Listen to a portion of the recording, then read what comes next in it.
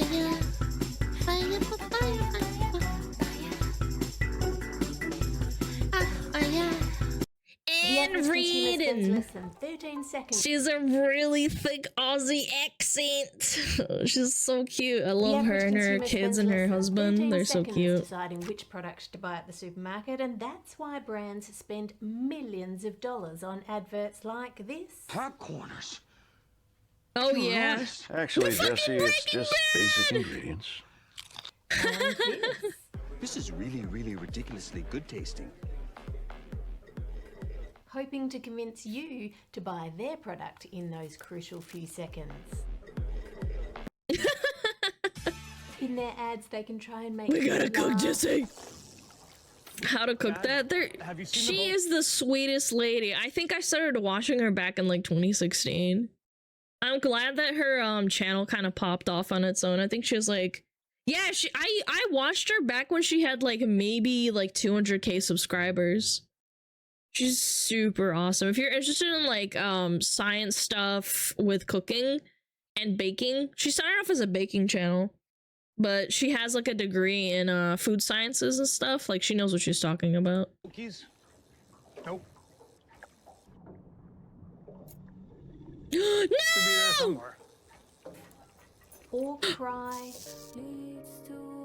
No! The crying! No! The oh, I've seen this They can try and get your before. attention by using cute puppies. I'll always take care of you. Or Oh absolutely no. amazing animations. But they cannot lie to you. True. They can't say anything to you that is untrue that would make you either buy their product or pay more for their product had you known that that wasn't true. So what happens if a brand breaks those rules? They Well, get back in 2008, sued. Allegedly, Kellogg's did just that. I've never been so proud. A clinical study showed kids who had a filling breakfast of frosted mini wheat cereal improved their attentiveness by nearly 20%. Oh no. I remember this, man. Oh, the fucking, oh, the ads. It said that you gain attentiveness by eating this fucking cereal. They got sued for that. 20%? Okay, even I'm impressed by me. And they had clinically shown to improve kids' What the attentiveness by fuck? nearly 20% on their boxes. Now, if we look at the back of the box and read the fine print, it said, based on independent clinical research, kids who ate Kellogg's Frosted Mini Wheat cereal for breakfast had up to 18% better attentiveness. I never liked the cereal 3 hours anyway. Yeah, after me too. breakfast than kids who ate no breakfast.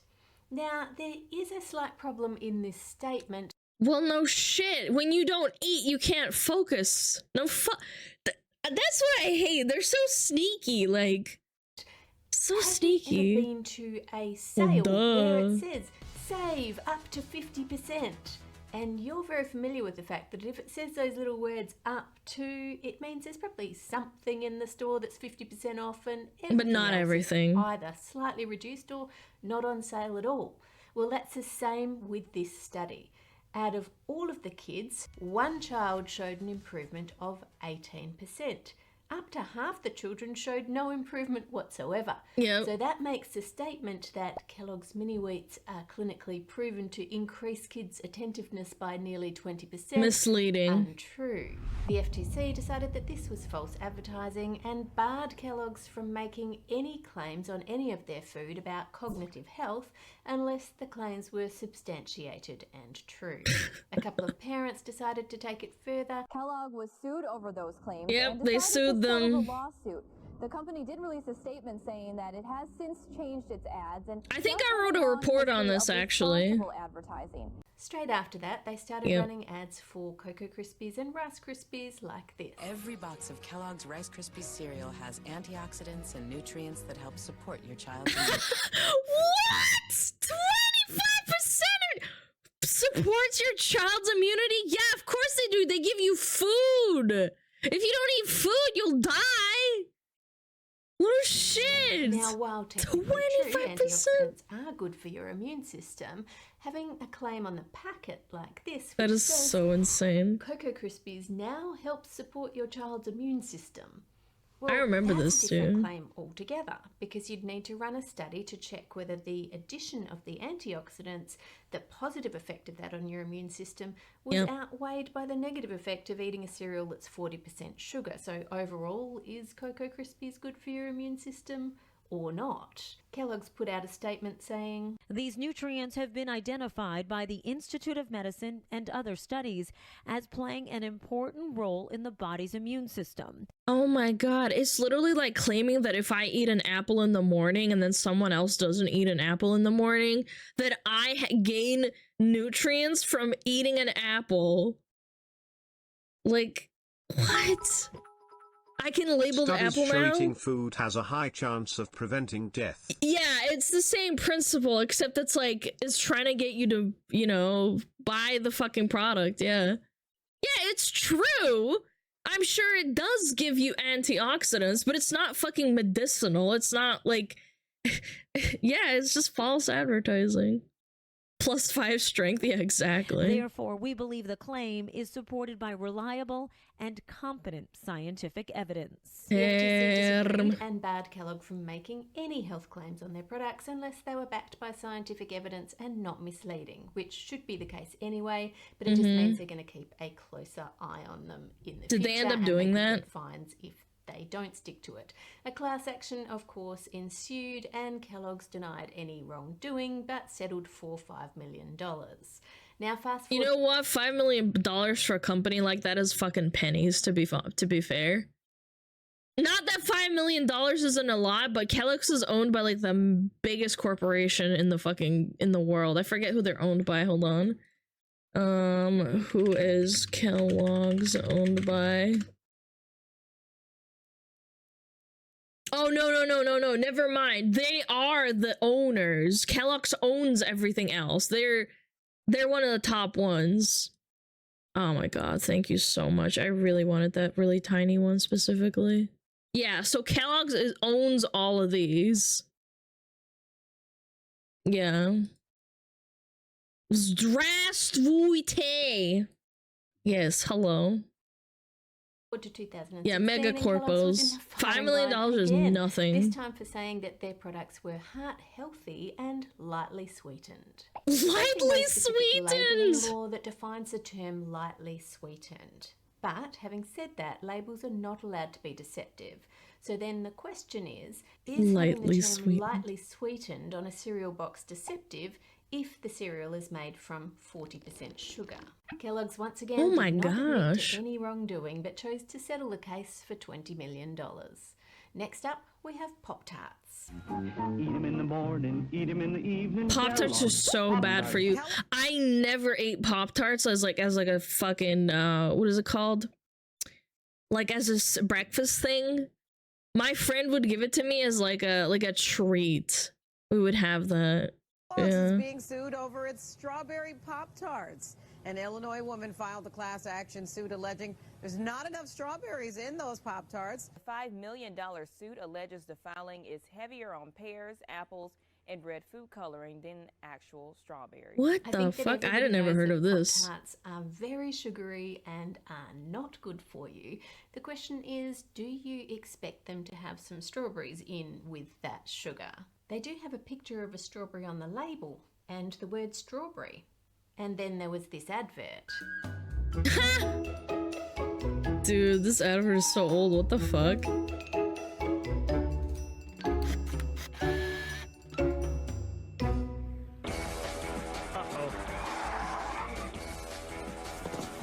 Hey guys. Oh no!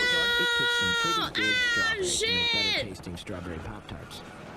But now they're improved with the best strawberry taste ever.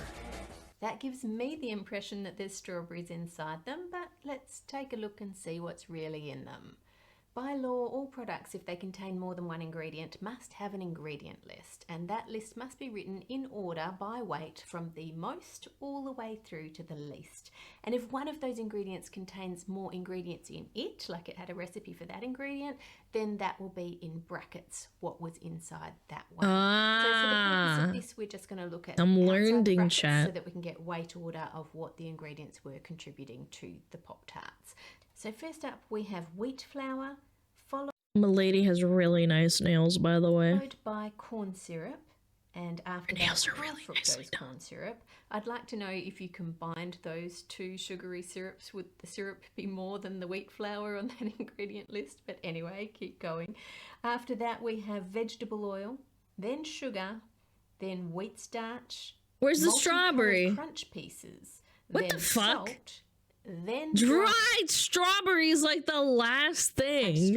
One of the last things. Then apple and pear flakes, and then raising agents, etc. So by the order of these ingredients, we know that there is more salt in a Pop-Tart than there is strawberries, apple, or pear.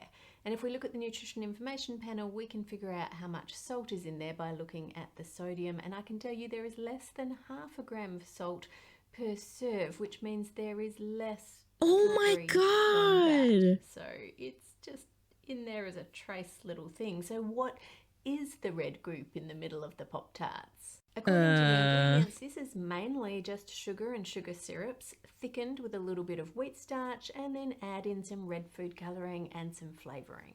So do you think that's deceptive? A New York judge threw out that is so gross. Saying the plaintiff did not provide enough proof to prove that the sugar labelling was paste, yeah. misleading. It seems as though Kellogg's is not taking any chances though, because they have changed the box from saying strawberry to strawberry flavoured. Now, before we do the next one, if you're like me and like to get your Christmas shopping done early, you can pick up a copy of Dave's novel, The Deep Enders, or my cookbook will make a great present. If you live in Australia, you can go to our website and get a signed copy. I want the book. A bookstore. If you're anywhere else in the rest of the world, it won't be signed. I'm sorry, I can only do them for within Australia.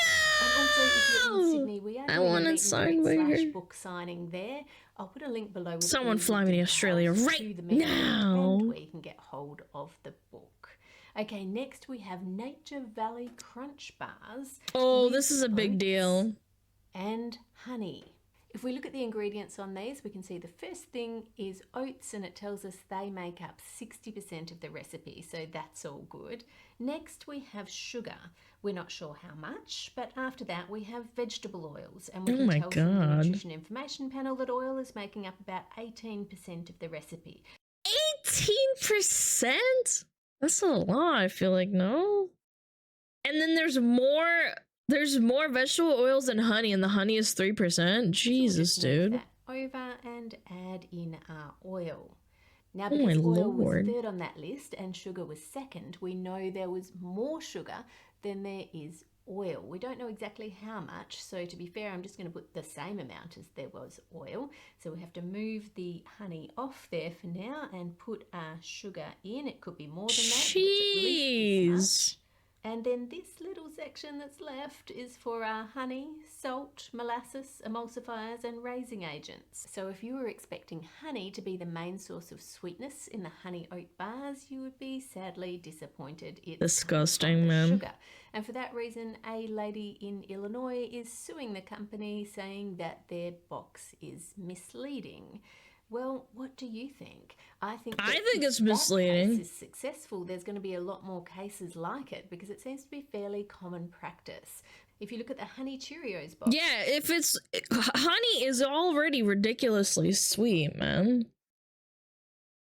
Damn, I know how to read nutrition labels, but I guess I've never sat down and read this stuff. She's a food scientist, so she takes this very seriously. When she first started as a baking kind of like cooking channel, and then she transitioned to the debunking stuff, and I guess she figured out that she had an audience that was interested in stuff. What is with the Illinois lawsuits? I don't know, actually. There's a lot of lawsuits that happen in Illinois. I don't know why. They've got the honey on the front as well, and for every 1 teaspoon of honey, there is not 1, not 2, but 3 teaspoons of sugar. Now, the back of this box does say with a hint of honey, suggesting it would be small, but do pictures speak louder than words? time will tell. If you enjoyed this episode, That is make sure deceptive, you leave a like, man. comment, and subscribe. Don't 3 forget about the deep end 3 teaspoons, and the meet and man. greet in Sydney.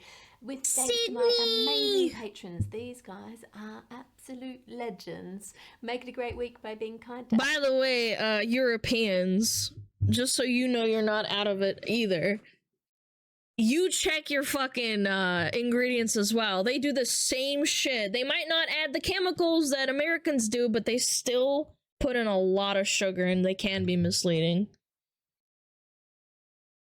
Oy.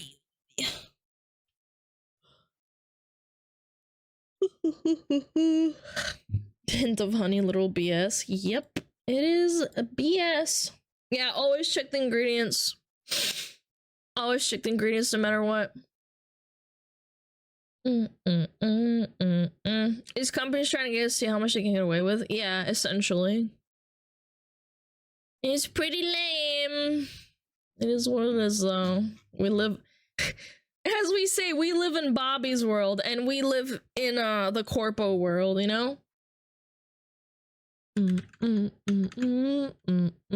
At least it's not high fructose corn syrup. Well, that's what I'm saying is, like, you guys have to take into consideration, you can laugh at Americans all you want, but the problem still persists with how much sugar they put in stuff. Like, don't get me wrong, I think corn syrup is like the devil, basically. It's like really bad for you and they shove it in everything in America and I hate it. But shoving in sugar isn't great either. You gotta keep an eye on stuff. Yeah. Gotta keep an eye on stuff like that.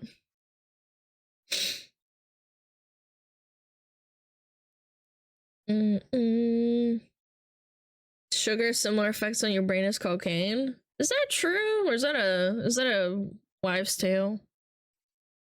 Can you get us addicted?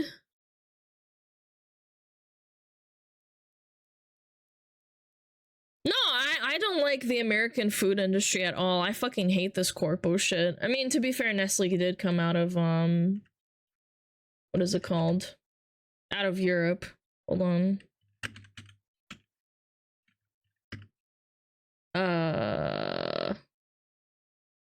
What am I looking at again? Map? No, not map. The corporations? Is that it? Food? Oh yeah, it was the food one. I didn't know how to bring it up. Gosh darn it! There we go.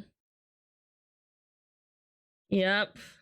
Nestle came from, unfortunately, from Europe. Too much data in my brain can't handle? Come on, there's pictures and stuff! Yeah. What do you drink on a daily basis? I drink water. I drink 1 to 2 cups of coffee a day and I drink water. And my cups of coffee consist of 1 tablespoon, not tablespoon, 1 teaspoon of sugar. Seriously, that's really weird for me. I mean, this is a small sample size. I wouldn't take this as like an accurate depiction. Yeah, Nestle's the worst. Yeah, like everything, like PepsiCo, like all of this shit is fucking evil.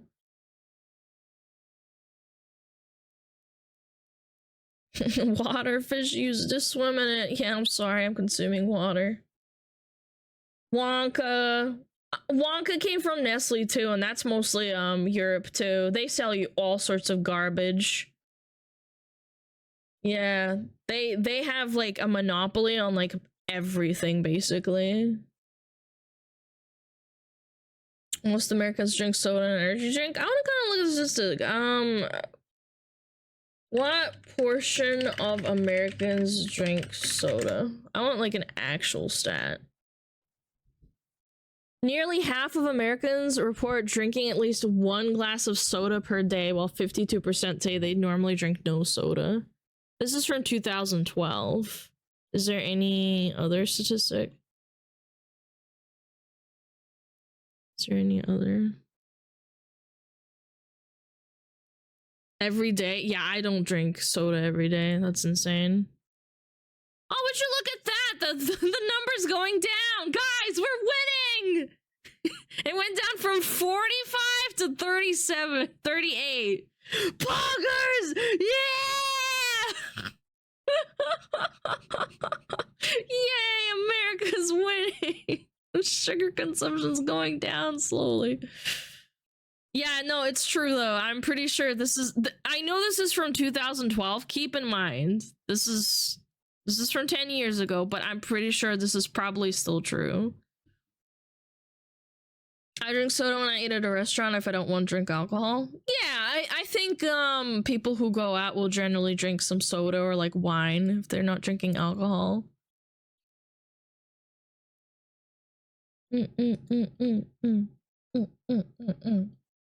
Will poison literal babies. Yeah, Nestle is such a scummy fucking company, but I think I linked this, didn't I? No, I didn't. There we go. Here we go. You ask what xylitol is? Good question. Isn't xylitol a sugar substitute? Yeah, xylitol is a sugar substitute. Mommy! Piss, piss, piss. Shit! Piss, piss, piss, piss, piss, piss. Fuck, fuck, fuck, fuck, fuck. Fucking shit on calm. Piss myself. Fuck, fuck, fuck, fuck. Piss, piss, piss, piss, piss, piss, piss, piss, piss, piss, fuck, fuck, piss, fuck, piss, fuck, piss, piss, piss, fuck, piss.